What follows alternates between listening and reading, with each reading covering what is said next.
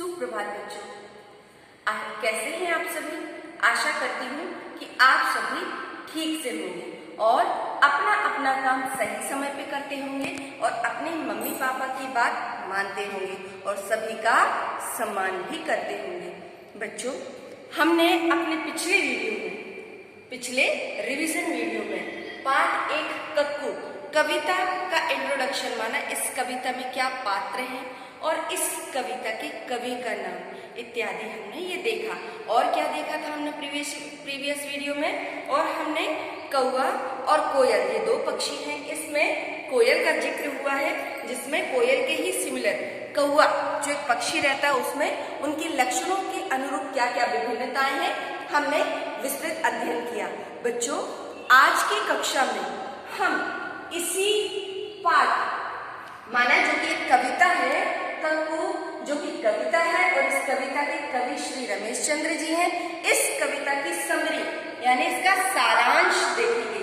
बच्चों, यहाँ पर जब सारांश लिखा जाता है ना, तो उसी चीज को जो हमने सुना है, कविता को जो हमने भावार्थ सहित समझा है, उसको हम अपने माइंड में एक छोटी सी स्टोरी क्रिएट करते हैं, जिससे पॉइंट बट हम ऐसे लिखते हैं। तो मैंने इस तरीके से लिखा है। अब आप लोग देखिएगा कि हम किसी भी चीज को सुन के उसमें कैसे पॉइंट वाइज अरेंज करते हैं। सबसे पहले हम हेडिंग डालेंगे कविता का सारांश माना समरी। सारांश का मतलब कि वो पूरी की पूरी कविता क्या कह रही है, उसका उद्देश्य क्या है। ठीक है, तो सबसे पहला यह माना क्या, कक्कू इन्वर्टेड कोमा में लिखा है, क्यों? क्योंकि यह हमारा शीर्षक है। यह कक्कू नाम की कविता कवि श्री रमेश चंद्र शाह जी ने लिखी है। सबसे पहला पॉइंट, ठीक है, क्यों? जो भी रचना है उसके रचयिता का नाम हमको पहले ही लेना है। तो पहला हमारा पॉइंट हो गया। दूसरा, कोयल एक पक्षी है। ये जो कक्कू शीर्षक है ना, तो इसका बेसिकली अर्थ जो होता है ना, एक पक्षी यानी कोयल को इंडिकेट करता है। और तीसरा पॉइंट है, उसकी आवाज बहुत सुरीली माना मीठी होती है। किसकी? कोयल की। ठीक है, कोयल को कक्कू भी कहा जाता है।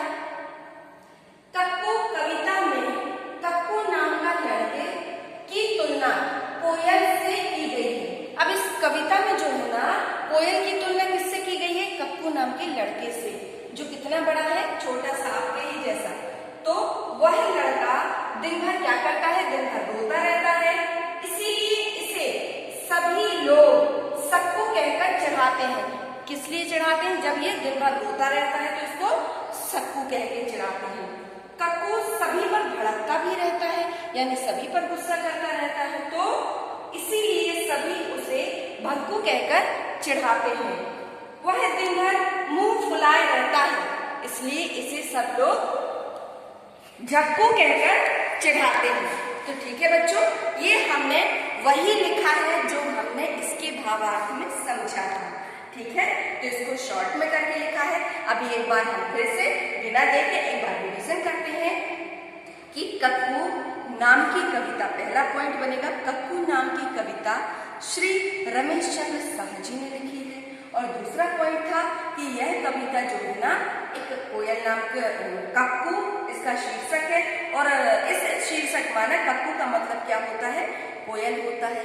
इस कविता में एक लड़के का जिक्र हुआ है जिसकी तुलना मतलब कंपैरिजन, कि उसमें क्या समानता है और क्या विभिन्नताएं हैं, क्या अंतर है और क्या समानताएं हैं। इस प्रकार से उसको तुलना कहते हैं, यानी कंपैरिजन किया गया है कक्कू नाम के लड़के का कोयल से, कि कोयल बहुत मीठा गाती है और कोयल बहुत सुरीला गाती है, और कक्कू नाम का लड़का दिन भर रोता रहता है, सभी पर गुस्सा होता रहता है, भड़कता रहता है, इसलिए इसको कक्कू नहीं कहते लोग, इसको क्या कह के चिढ़ाते हैं? इसको भक्कू, सक्कू और झक्कू इत्यादि नामों से चिढ़ाते हैं। तो बच्चों, कहने का तात्पर्य आपका नाम चाहे जो भी है, अगर आप उस नाम के अनुरूप कार्य नहीं करते तो लोग आपको चिढ़ाएंगे।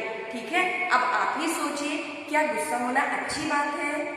हाँ, क्या भड़कना अच्छी बात है, या सदा मुंह फुलाए रहना अच्छी बात है? अब आप सोचिए और विचार कीजिए, क्या इस प्रकार का व्यवहार हम किसी के साथ करेंगे तो कोई इसको ठीक से स्वीकार करेगा? यदि हाँ, अपने आप से सोचिए, ठीक है, और विचार कीजिए। मिलते हैं फिर अगले वीडियो में इसी समरी के प्रश्नोत्तर को लेकर। तब तक के लिए